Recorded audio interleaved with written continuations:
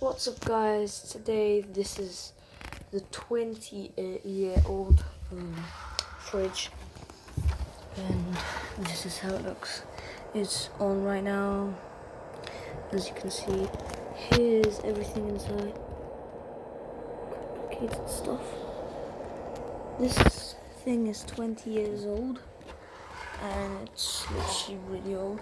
It's a mini fridge for beer, alcohol, and yeah. So it has loads of functions. Like here, you could turn on heat. That makes it heat in there. This is to make it cold out. It shines. This is to turn it off and on. This is the cable that you need. Put it in there. And at the back, we have the lights. You can control them. I'll turn off my flash. I can't do that. So this is constant light. I'm gonna block my flash. Okay.